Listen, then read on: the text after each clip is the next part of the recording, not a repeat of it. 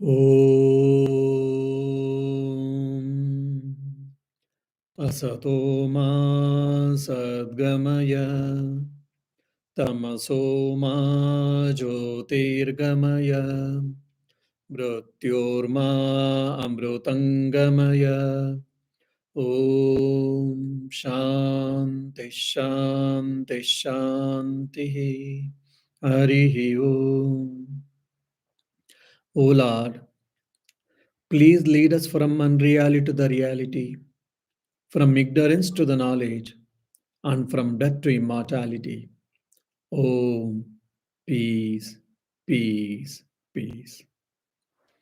Dear devotees, today is all very interesting or very blessed day for all of us. In the whole world today, they are all celebrating the many people the resurrection day or Easter day. So, how it is important, why it is important? So, it is rejuvenating our faith, it is rejuvenating our Shraddha in God or in God's grace or in God's compassion. Though people have done mistakes, they have done sin, they have done evil actions, but God absorbed all of their sins. And instead of people suffering, he suffered and he was crucified. So God is so gracious. God or God's Son is with full of compassion. He is with full of mercy. That's the one thing which we can understand or the great message from the Easter. And apart from that, this resurrection day also gives one more important, idea or philosophy is the soul or the self is immortal. This body may be perished. The body which is named as Swami Shantivratananda, it will perish, no doubt. But as a self, it is imperishable. One cannot perish. So that's one more Vedantic message we can learn from the Easter. Now I said God is so compassionate, God is all merciful, and God is so kind. So wish you all happy Easter, happy blessed day.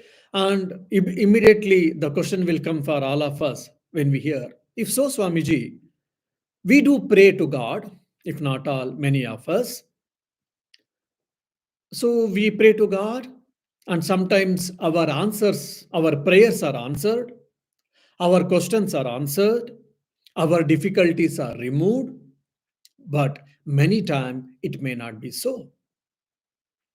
So our faith, our belief about the existence of the God, about the God is compassion, all merciful, gets questioned. Or we may get doubt about his compassion or his mercy or whatnot. Of course, as we all spiritual aspirants or the seekers of the truth, this question may come and it should come. So, what can be the answer? And even sometimes when we see the history about the world wars and love in the name of religion, in the name of uh, rules, regulations, or law, many people were killed, many people were massacred, or whatnot. So when we hear such a painful stories, if God exists, how can this type of things can happen? So definitely we will get a question, and especially we'll get a question about ourselves, about our own faith, that when we pray to God, why God is not answering our prayer. So before getting into this question, I would like to answer just in a short thing, who is this God at all? Okay, like God is a person who has got a definite form and who is sitting on a throne, or who is in the above world called heaven. Is it? Yes, it is one of the view, one of the idea about the God. About all the Semitic religions are more or less in the dualistic concepts of philosophies, this idea exists. This idea prevails. So then when your concept are of yourself, When the concept of God gets evoluted, when there's evolution, then you will start saying that God is an energy. Is there everywhere. He is omniscient, he is omnipresent, and he is omnipotent. God exists everywhere. And still, when there is an evolution in your thinking and in your experience, you will understand that there is God and God alone. I, you, the matter, mind, energy, everything has been part of the God. Our God is appearing as many, that's all. Anyhow, now, if so, God is all merciful, all compassionate. Why is He not answering our prayers? Why is He not fulfilling our wishes? So, this question may haunt many of our mind. So, the first and straightforward, very direct answer is that is because lack of faith, lack of belief in the God. So Swamiji, if we don't have faith, we don't have belief in the God, we were not going to pray. Since we are going to pray means what? We have got a faith, we have got a belief in the God. So how can you say that, oh, since we don't have a belief or a faith in the God, that's why our prayers are unanswered? So when I use the word or when I use the sentence that faith, we don't have a faith or we don't have a belief, I mean, we don't have a cent percent or we don't have a complete faith in the God. We may have got 30%, we may have got, well, 40, maybe 50, maybe 60, maybe 70, or whatever. We don't have a complete faith in the God. When we have got a complete faith in the God, or the larger part, basically, it may not be 100%. When it is a larger part, then definitely our prayers are answered. Further, there's a beautiful story in Gospel of Ramakrishna, which is told by Sri Ramakrishna. Sri Ramakrishna tells a beautiful story. Once there was a milkmaid, and she used to go and sell the milk for her livelihood. And she is from particular village, and every day she is supposed to supply the milk for a temple in India.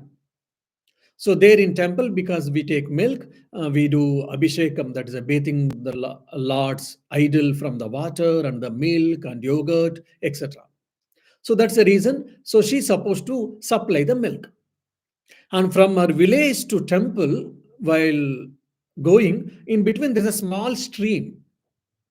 In the summer, water was used to be very less, or maybe just near, what do you say, knees at the most. So she was able to walk and come away.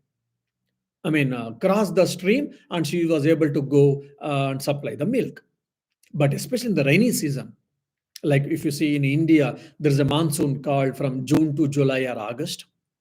So in that monsoon season, when we get a good rains, this stream used to get overflowed, or the depth of the water would have been more, and the water current used to be more.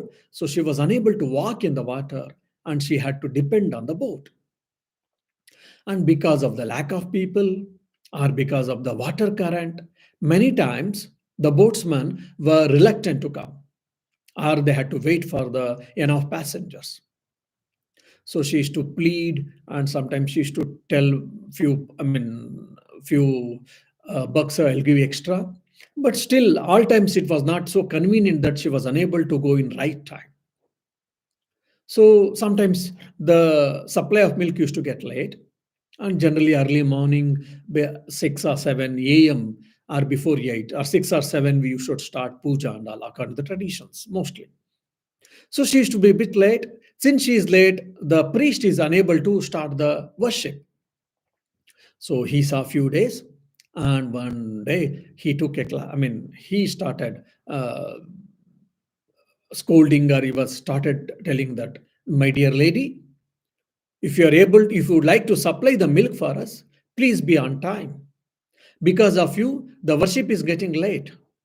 So hence, if you wish to continue your services, you should be on time. You should be punctual. Otherwise, please, we will cancel the agreement, or we will cancel the supply from you, and we will get a new person. Then this poor lady, she was unhappy because it is one of the important means for her livelihood. And she said, sir, please excuse me. It is not that I am doing, I mean, I am coming late. Then, because as you know that it is a monsoon and rainy season, the stream is overflowing. Since, I mean, the stream is overflowing, boatsmen are not coming sometimes because lack of passengers or for whatever the reason. That's the reason it is becoming late. But still, I will try my best to come on time or before time. Please don't cancel this taking the milk from me, because it is one of the main means for my livelihood. The priest, and she is a illiterate lady, and who she comes from a village, and she doesn't know to read and write. She has not studied any scriptures or whatever, and she has not probably might have heard any of the lectures like you devotees. Then I mean, just casually, that priest who was well read and well informed about the scriptures, he made a remark. What? If you take the Lord's name, you can cross the ocean of samsara, that is called Bhavasagara, the cycle of birth and death. And you can achieve anything and everything. And it is wish fulfilling, the Lord's name. And by taking Lord's name, can't you just cross the small stream? So this question was asked by that Pandit or a priest, and in a bit ordering voice or commanding voice, he made this statement. This poor lady, with all faith and belief, she listened to the priest, and she listened with attention, and she believed also, because she is a well learned man and it is true. So I don't know, I'm ignorant lady. So she took that into her heart. Then it few days went, and now she's able to supply the milk on time. So obviously, priest thought, oh, because I rebuked her, I scolded her, or I threatened her that I will cancel the agreement, so she is on time now. So jokingly one day, the priest said, oh, because I said that I will have cancelled the agreement, so you are coming on time. You see, now there is no blame excuse for your supply of the milk. Then she said, sir, venerable sir, it is not that I'm getting boat on time. As you know, still the monsoon season or the rainy season is continuing. There is enough water in the stream. But as you said, by taking the Lord's name, we can cross over the cycle of samsara. Then why not the small stream? I am taking the Lord's name, and just I'm able to walk on the water, and I'm reaching on time. That's all. The priest heard this story and he was a bit shocked. Yes, it is a right, it is a fact. He himself has said, based on scriptures. But he asked, are you sure? Are you not lying? She said, no, sir. Why should I lie? I am taking the Lord's name, and I am able to walk on the water, and I am coming on time to supply the milk for the temple. Then priest said, okay, you wait for me. I will finish my worship and I will come and see. I would like to come and witness. She said, fine. She waited the worship over, and she also received some prasad offering. She and the priest, both of them, they ate, they washed their hands, and they went back. They started coming near stream, and that lady, she took the Lord's name, Narayana Hari, saying that she was able to walk. She is walking on the stream. Now the priest is seeing and he is getting mesmerized. Oh, this lady is able to walk on the water just like a miracle or a mirage or whatever. Then he said, probably it is possible. Then he also wanted to test. He's telling Narayana Hari and is lifting his dhoti or is lifting his clothes because it may got wet.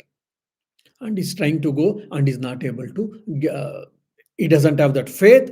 Because of the lack of faith, he has got a fear and he is getting notion that he may get drowned in the water. So that's the reason he's trying to go but not able to. Then the lady, by the time more than half of the water river she had crossed, she sees back. Then she understands that this, I mean, the priest himself is trying to lift the clothes and is thinking whether to go inside the water or in the river or what. Then she starts laughing. Sir, you were telling Narayana Hari and then you were trying to lift your clothes. That means you don't have a faith in the Lord's name. Whatever the teaching you gave me, but you don't have yourself. Saying that, she laughed and she continued her journey. She was able to walk on the water and she reached her village. But whereas this priest, he had to, depend on the boat to cross the stream. So, because of this, the lack of faith or the lack of the Shraddha in the God is the thing which makes us, our prayers will not reach the God. That's why many times we can understand very clearly God doesn't fulfill our prayers all the times. Now, even if you see very interestingly in Arjuna's case, which is the story from Mahabharata, one of the history book, very important history book of the Indian culture. The story goes like this. Once there was war was supposed to start. So Arjuna, who was one of the young crown prince, he had gone to seek the help from Krishna. So Krishna, he had a very huge army. So he was waiting, and one more crown prince, our cousin brother called Duryodhana, he was also waiting. Then Krishna was lying down. He wanted to have a small nap. So both are sitting and waiting for him to get up. Then Krishna got up and he saw both of them. Then he understood why they have come. But Krishna made a small play or an act saying that, oh, my dear, I have seen first Arjuna, so I will ask Arjuna what does he want. Before that, he had put a condition that, look, I will be one side and my whole army, maybe few thousands, few 100,000 army, soldiers will be one side. And I am not going to fight. I will be just with you, that's all. With just mere witness. I will be with you. Whoever you select me, so you will not get my army. Whoever selects my army, they will not get me. So this is the condition. So which you want, you select, oh Arjuna. Arjuna heard the whole thing, and Arjuna said, oh my dear friend Arva, friend, we want you and you alone. If you are there, that is enough for us. Then Krishna says once more, so if I am there, then I am not going to fight. I am not participate in the war to fight, and my army will not be with you. So think again once more. Arjuna says, no, I want you alone. Then Krishna says, okay. Then Duryodhana was very happy internally. He wanted, because by taking Krishna alone, what is the use? I am getting hundreds of thousands of soldiers. Then he said, since Arjuna has taken you, I will take the army. And he took the army. But what happened? Finally, Pandavas, they had to undergo a lot of problems, never mind, but they won the war. Here you see, Arjuna had a complete faith or complete belief in Sri Krishna. So when we have got such a complete faith or such a prayer or such a shraddha in God, definitely all our prayers, all our answers will be answered. There's an interesting conversation. Once, one maybe young chap, he was discussing with me.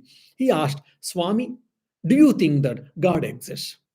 I said, yes, that's the reason I've taken this life. So I believe in God and God exists for me. And he also asked the second question, Swami, do you think that your prayers are answered? Or do you think that God is listening to you? I said, yes, definitely. Then third question he asked me, how do you think? Or why do you think that? Then I said, look, in my life, till now, whatever my prayers were there, or whatever my wishes were there, seriously, sincerely, whatever I wanted, everything God has provided me, either in the mundane life or in the spiritual life. Maybe except experience, God's experience completely, self-realization, whatever we say, mukti. Apart from that, all my prayers, all my desires are fulfilled by God. So that's the reason I think God is there very much, and he listens to me, and he listens to my prayer, and I don't have any complaint in reality. That the young person or young chap, he was happy to listen, and he left. So this is the efficacy of the Shraddha faith. Once you have got a Shraddha, you may have to face a lot of problems. There may be emotional upheavals, there may be difficulties, there may be prizes and blames. All these dualities everyone has to face, including the devotees, so-called, but will be able to cross over. That's the reason where Swami Virjananji says in his book, Towards the Goal Supreme, which we are discussing, he says, faith works wonders. It makes wonders. It makes the impossible possible. Faith plies its boat, setting sail over dry land even. The doubting self is drowned even in an ankle deep water, unquote. See, what a beautiful statement. So if you have got a faith, everything is possible. Nothing is impossible, and anything and everything can be achieved. This is what very important. So when you have got complete faith, the amount of faith or belief or shraddha when you have on the God, then the more and more grace it will come to you, and more your prayers are answered. Then obviously the question come to us is, oh, if that is the case, Swamiji, then the God's grace is also conditional. Why? Because who has got more Shraddha, he has got, if his prayers are answered, he will get the grace, Lord's grace. If he doesn't have a Shraddha, then he may not get the grace. So that means God's grace is conditional. So that means God's grace is not unconditional. No. Why? Because even say, if God is blessing us, God has given so much things for us. Even if we are not ready, we can't make use of it. There can be many reasons. There's a very interesting story which was told by one of the a father or a bishop to me. I think it is also available on the internet also. The story goes like this. One village, probably it was a village or a small town, there was a big, once there was a hailstorm, and the rain was continuously coming. Slowly the village or the town started getting flooding. Then the water level started getting raised. Then the ground floor of the houses, most of their houses got filled with water. So obviously, what to do? Then people became panic. They're shouting, they're screaming, or they're praying, and slowly, people are coming to the first floor, and they are trying to stay on the first floor or on terrace or whatever. And one person who believes in a god or a theist, he said, "Oh Lord, please come and rescue me, because there's heavy rain here. Otherwise, I'll be drowned. I want to leave, and I'm a great devotee of you. Please come and save me. Please come and save me. Please come and save me." And from his heart, he prayed, no doubt. Maybe 5-10 minutes over, he was on the terrace, standing, and he was waiting for God. Then maybe a few minutes over, 5-10 minutes, then probably is one of the neighbor. He had a small boat. He used to have the boating, what do you say, as an hobby. He used to go to the small streams or rivers, and he used to play. So in the small boat he came, and he saw his friend, neighbor, said, "Oh my dear, why don't you come? I will take you along with me, so that both of us, we can get out from this water problem, and we can save our life." This fellow could have easily gone, but he said, "No, no, I pray to God. God is going to come to my rescue, so you can continue." Then the friend said, "Okay, all the best." And the friend, he continued with his small boat. Then still the water level is increasing, but no, God has not come. He continued his prayer. Then afterwards, because there was a emergency, so the military personals have come with the boats and other things, and they're calling or shouting people, whoever there, "Please come, we are rescuing, we are doing rescue operation." So he was also called, and he said, "No, no, I am not going to come." He was very adamant. Why? Because God is going to come. I have prayed. And so the rescue operation, whatever the military people, whomever were willing, they took, and many were rescued. Then the water level has increased. Almost the first floor also is getting water filled. Then he continued, "Oh God, I'm praying for you. I am waiting for you. How can you be so merciless? Please come. Please save my life." Then there were some helicopters where they were trying to see from above if anyone is getting drowned, so that they can catch people and they can rescue.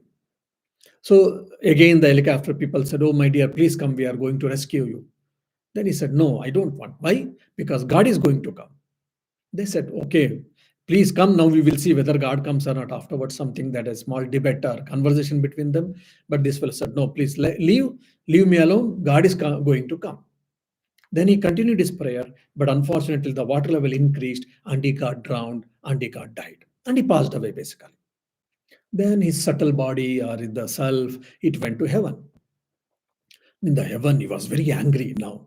He said, "Oh Lord, you cheated me. You are a cheater, you are a liar. And all the scriptures should be put into the dustbin, because it doesn't have any truth or any value." Then the God was listening, and he was smiling and laughing. And I said, "My dear son, why are you feeling that I am a cheater or I am a liar?" Then God said, because he said, "No, I was praying constantly. You didn't come to my rescue. That's why you were a cheater. You were a liar. You didn't maintain your words." Because Name Bhakta Pranashati, we can see in Bhagavad Gita, my devotee will never perish, he has said. Then God loves. Fool. I came in the form of, in a disguised form of a neighbor. I called you, please come, I will take care of you. You didn't do it. You didn't accept. Then I came through the military personnel in the form of in military personnel. Again, I sent the military personnel, but still you didn't make use of it. Then helicopter came with the people. They also wanted to save you. You didn't get saved. So many opportunities I gave you to save your life. I sent them, but you didn't make use of it. And you are today, you are blaming me that I'm a cheater or a liar or whatnot. Then he was saying that, oh, I was expecting you alone. I mean, you itself, personally. Yeah, maybe fine, but I sent all of them. Why didn't you make use of it? But then the devotee understand his foolishness. Then he had to ask sorry and he had to bend his, head. So like this, if we are not matured enough, if our shraddha, if your faith or belief is not complete enough, then when we get blessings or when we get help, when we get the support, we may not able to make use of it. That's the reason scripture says that our belief, our shraddha should be matured enough.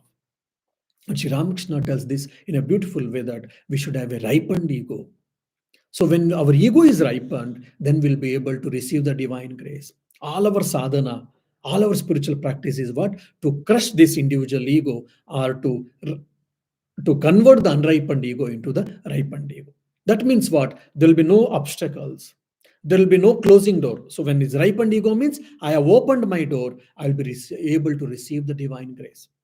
Just like because there is a light and I've closed the screen, there is no light here. If I remove the screen here, I'll be getting directly sunlight. Since I've closed the screen, I put on the screen. That's the reason I'm not able to get that.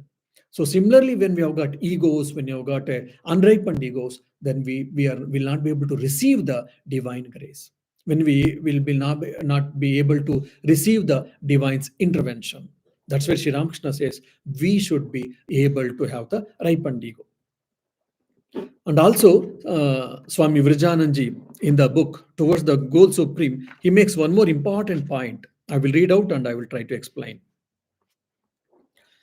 But the grace of God descends only upon him who has striven his utmost, who has not spared himself, who has not let go the helm, and who has finally come to know, after many a hard struggle, that is impossible to realize him through self effort alone without his grace.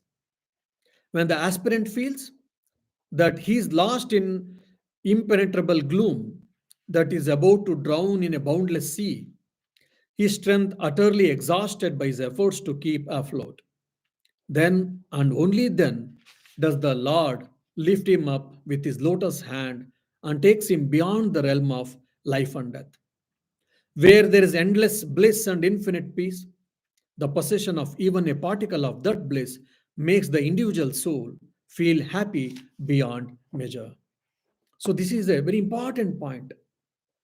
Now, Swami Virajananji, who is the author of the Towards the Goal Supreme, is telling very clearly, and upon whom the God's grace descends, one who has strived completely and he has left no stone unturned.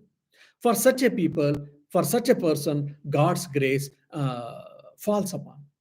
Why it is so? So this is a very important point. It has got a philosophical and psychological aspects also. One is that philosophical aspect I said, if your ego is not ripened, you will not be able to receive the divine grace because it is yourself you are blocking it. That's the one thing. And second thing, say for an example, I could try much more. I have not tried completely. Say for an example, I want to get a job or I want to excel in my studies. Now, well, I'm studying for an hour or two, fine. And I'm expecting good marks, good percentage, maybe distinction. So I'm praying to God, oh Lord, please bless me so that let me get a distinction, let me get a distinction. But in the heart of heart, I will be knowing that, oh, I am not doing enough work, enough labor to get the distinction. because of laziness, you can say, because of lethargy, or because of the weakness of the mind, or because my I would like to see TV, or I would like to play in watch social network movies, or whatever, or Netflix, or whatever. So when that is the case, then my praying to the God will not be complete. It is only lip service. So now I would like to excel in my studies. I would like to get the distinction, or I would like to, get the first rank in my exams. Now I'm studying 2 hours, or 4 hours, or 6 hours, or 8 hours, whatever is possible for me. I have done all of my efforts. Afterwards, I'm praying, Oh Lord, I have given my best. I have tried my best, and this is what it is possible for me. So now please bless me so that I will get first rank. Let me get first rank in my college, in my school. Then definitely God's grace will fall upon us. Why? Because I have tested my farthest limit of my self effort. When your self effort gets completed, when we have exhausted all our self efforts completely, then God's grace is bound to come, will come. Otherwise, if because of the lethargy, because of the laziness, you pray to God and you say that God's grace is not happening, many times it doesn't happen, it doesn't work. Why? Because even God's grace come, we will not make use of it. There's a very beautiful story for this again. Swami Vivekananda tells three boons. The story goes like this. One fine day, there were a couple, young couple. They were, they were taking care of themselves. One saint had come. One saint had come, and saint came begging for food. And this young couple, husband and wife, they welcomed that saint, and they showed the good hospitality. Very good, nicely they cooked and they fed him nicely. The saint was very happy, and the saint blessed him and saying that I am giving three boons for you. In these three boons, whatever you want, you can ask. It is not that immediately you should ask. Whenever you want, you make use of this boon. Saying that, the saint blessed and left. This couple, both of them were very happy. Then they started debating, they started discussing, what should we ask? What should we ask? What should we ask?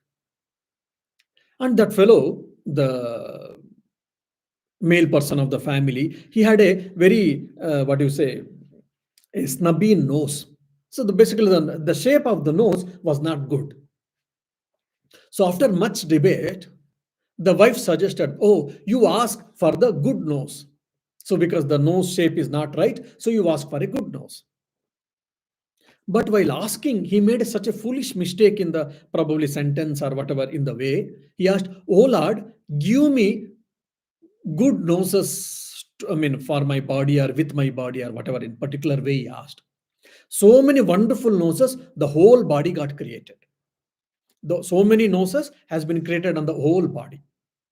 He was very alarmed. He said, oh, what is this happening? He was also a bit annoyed. She was also a bit annoyed. Then they started thinking whether is there any problem in the saints' grace or blessings. Then they started thinking, discussing. They understood, okay, in our prayer, there was a mistake. How we asked the God, how we pray to the God. Then they again debated, discussed for 1 or 2 days probably. And they decided, both of them, that okay, we will ask that all these noses let it go. They discussed and they were very particular about sentence construction and all these things. But again, they were foolish, dull-headed people, both of them. They said, oh God, please bless us, let all the noses go away from my body. He prayed, and in no time, all the noses which was appearing on the body, on his body, everything went away, including that one nose which was supposed to have all of us. Even that nose also went up. Now again problem. For breathing is problem is gasping and all. Again they started thinking that what is this? We have wasted our life. Or we are wasted 2 boons, we have wasted unnecessarily. Then they started thinking. And finally that fellow said to his wife, you don't give any suggestion. Henceforth, I will think what to do. Then he prayed, oh Lord, however my nose was there before the boons, let me have same type of nose. Nothing else I want. Then whatever that snubby nose, whatever the nose he had, it came back, and all the three boons were exhausted. See, such three boons easily they got from a saint, but they didn't make use of the boons properly, rightfully. So, similarly, God's grace may fall upon us by getting the good parents, by getting a birth in a good family, or good neighbors, good teachers, our society may help us, etc. etc. But if we are not well prepared, if we are not a right candidate to receive the divine grace, to receive the divine help, then we will misuse it, or will not be able to make use of it. That's the one psychological aspect. And apart from that, when we have exhausted all the efforts possible in us, okay, this is my limit. I have done my limit. I have tested my farthest limit. After that, anything is not possible. Like there's a beautiful idiom that it is a last straw on the camel's back. Last straw on the camel's back. So like that, all my efforts has been done, exhausted. Nothing is possible more than this. When you go to that level, when we reach to that extent, automatically we will understand the limitations of ourselves, limitations of our senses, limitations of our energy, power, mind, intellect, or whatever you may say. Then obviously the complete surrender, the total surrender will come to us at the feet of the divine. Then at that ripened ego, at that ripened mindset, complete dedication and surrender, when we ask God, definitely God's grace will follow us. All our prayers are answered because we have understood what we can do. We have done more than this. It is not possible. Only God's help, supreme cosmic self's intervention is much necessary. Then definitely our prayers are answered. That's what we can see in the story. Again, it comes from Bhagavata and many other scriptures, which is called Gajendra Moksha. Gajendra Moksha, the story goes like this. There was an elephant, which was very good elephant, no doubt. That elephant, once it went to either a river or a big lake, where to have its, it wanted to drink the water. And while drinking the water, a crocodile caught the leg of the elephant because it is its food. So crocodile is trying to pull the elephant, and now we know elephant is well built with a full muscular and with lot of weight and etc. It is trying hard to come out from that. Even the story goes like this: some of the elephants, because they are generally in the community, so other elephants also tried to help this elephant, but they were unable to. Finally, all of them they left. So this elephant is left alone. He tried so many ways and so many times to get out from the clutches of the, from the mouth of the crocodile. How much ever it tried, it couldn't. Then finally it remembered Lord Narayana or Lord Vishnu. Lord, it basically remembered, oh Lord, I am unable to save my life. I am getting drowned and I am becoming the food of the crocodile. Please help me. Please come to rescue. Please come to my rescue. So with that open heart, with that sincere heart, the elephant, it prayed. Elephant prayed and Lord appeared and Lord helped the elephant to come out from the clutches of the, or from the mouth or from the jaws of the crocodile, and the elephant lived and it continued his life. So even the elephant got divine grace. Then why can't we get it? Yes, definitely we can get it, provided the sincerity is there. Provided when we have got sincerity. Though that is a reason, even that means the surrendering or requesting the God or whatever, it is not the lazy act. Or if you are lazy, so that's why you are asking God to help you, it is not possible. Conscious, willful act, whoever has taken the responsibility, who has done all their work, and knowingly, consciously, one who depends on God, he or she can be the recipient of the divine grace or Lord's grace. So that is what very important thing. That's where Swami Virjanji says again, our prayers most of the time are mere words of mouth. It is just lip deep. We do not pray from the heart. That is why our prayers doesn't bear any fruit. Our prayers are sure to be fulfilled if they come straight from the heart. So if you, from your bottom of your heart, from the core of your heart, if you pray sincerely, any prayer, every prayer is supposed to be answered, supposed to be fulfilled. That is very clear. This makes me to remember again one more story, very interesting story. It happened around 1940 or 1950 in one of our monastery in Bangalore. In Bangalore, we have got a monastery, Ramakrishna Mutt. There are two monasteries. Of course, one is in Bull Temple roadside. There one Swamiji was there, monk, was quite aged, probably 16 year, and he was a great person, spiritual personality. He was known to be, what you say, experiencer of the self. He is known as Brahmagnani. His name is Swami Tyagishananda. So there, Sri Ramakrishna's birthday celebrations were there. But unfortunately, in those days, there was a lot of poverty and food was very difficult. Lifestyle was difficult. So there was nothing else. There was not much groceries to do the celebrations. So at least 500 to 1,000 people will come, and that Narayan Seva they used to do, means feeding the poor people and all. So for that you need enough groceries, but even not even 10% of groceries are there in the monastery. Then one of the novice, which is called Brahmachari, he approached Swamiji, that is Swami Tyagishananda, and said, Swamiji, we don't have groceries enough. Sri Ramakrishna's Jayanti, birthday celebration is fast approaching. So better we will go to different devotees and market, and we will explain about ourselves, and we will try to collect some donation in the form of cash or kind.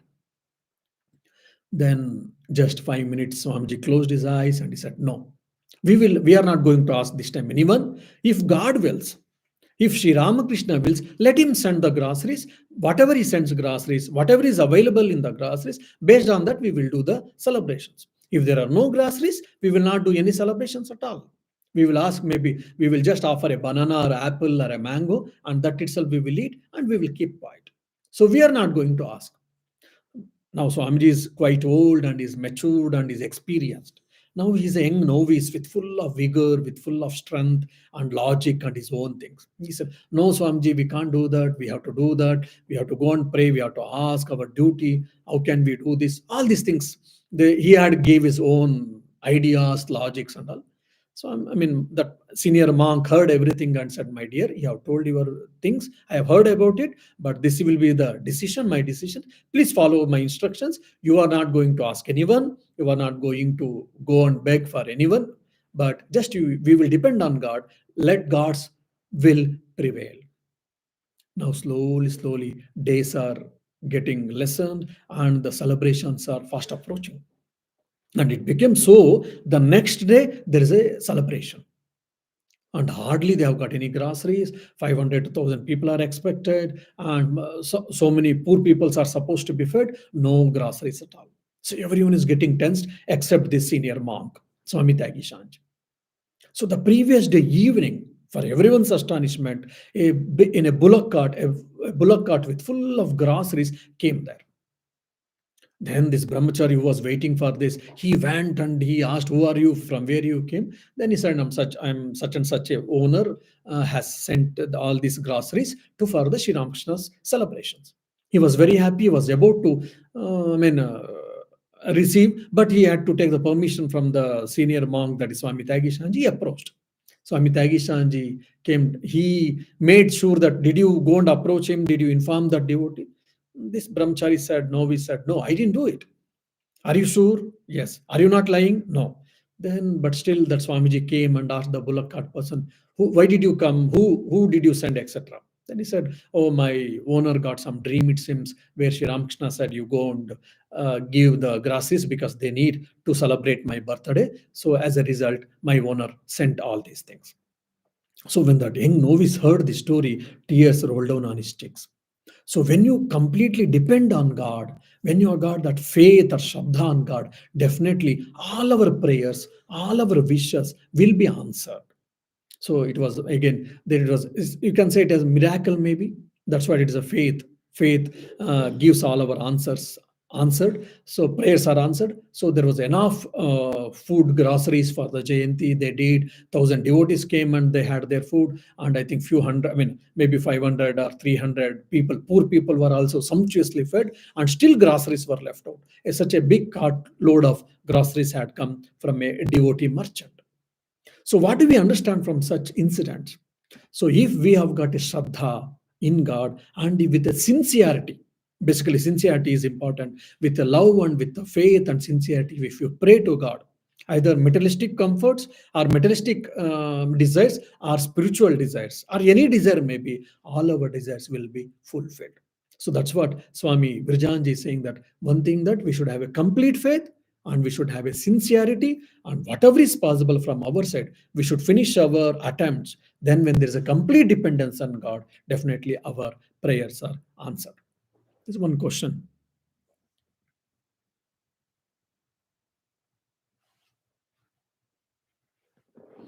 Okay, someone, when a young student, young chap is asked, I am 25, working an engineer, and I don't get clarity in life what to do and how to find aim or goal in life for youngsters.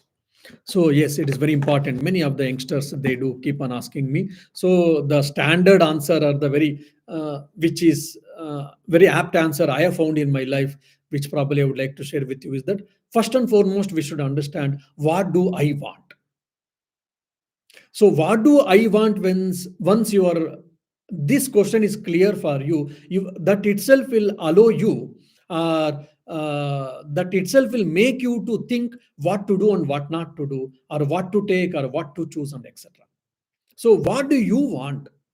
Happiness, of course, peace, or money, or name and fame, power, position, achievements, whatever. So once if you think that this is my core, and others are secondary, tertiary will be there, never mind. But something should be core, something should be very important in your life. So what is that you want, that you are to say? Someone may be power, for someone may be money, for someone may be name and fame, for someone just peace and happiness. Peace and happiness will be there in all of them, no doubt. So what do you want? You have to be very clear first and foremost. First is that. That is what the goal we can set. And based on that, we can think what is my strength, what is my weakness, and which field I'm interested. Say like someone is interested in, like you are engineering being, you may be interested in technical field. So if you are interested in technical field, you can continue as an engineer, and you can not only work and get your money or livelihood, you can do some innovations. Or you are not interested in that, you are interested in some charity, so you can be a social entrepreneur and you can contribute to society and yourself. Or you may be interested in some politics, for an example. Someone would like to become a political entrepreneur. If you so, then you should take that. So political entrepreneur, and how to build up, how to develop the what you say network, and how to impress people, and how to serve the people, what are the things required. So, and how, what type of personality I should have, attitude, what type of attitude I should have, all these things, details you have to think and discuss with the known people, and you can, I think, further continue. So what do I want? First and foremost answer to be taken. And how are you going to achieve that? I mean, what is the means, what is the way to achieve your goal? There can be primary goals, secondary goal, tertiary goals, and there can be like wants also can be divided, or it can be classified into different groups. Based on that, you can definitely do it.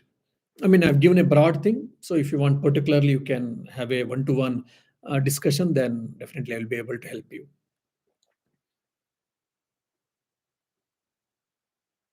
So one more question is there: how to depend on God when those are unmanifested in the life of someone? How to depend on God? I mean, those are unmanifested means, what do you mean by unmanifested? I don't, I mean, I didn't understand, sorry. Like you were saying that God is unmanifested, or the desires are unmanifested, or I mean, what is unmanifested? I didn't understand. But anyhow, God is unmanifested. We may think that, but it is not so. God is there everywhere. Like even in this hall, whether God is there, yes. We are not able to perceive. We are not able to probably experience it, but God is there everywhere. So based on the experience of the so many saints, monks, and the devotees, or the spiritual personalities, we can also have the faith and we can continue. So God is manifested, God is experienceable. Even Sri Ramakrishna's life, the meeting with the Swami Vivekananda and Sri Ramakrishna confirms that Jesus Christ resurrection today, Easter being, that itself shows that yes, God is manifested, God is manifested. And apart from that, like if you do the self analysis yourself about your desire, about your needs, or about your own agenda, or about your own goals, so if you make a self analysis, if you thinking self thinking, definitely you'll be able to understand even whatever is there in your mind or in your heart, then you'll be able to do it. ॐ शान्ति शान्ति शान्तिः। हरिः ॐ तत्सत्। श्रीरामकृष्णार्पणमस्तु।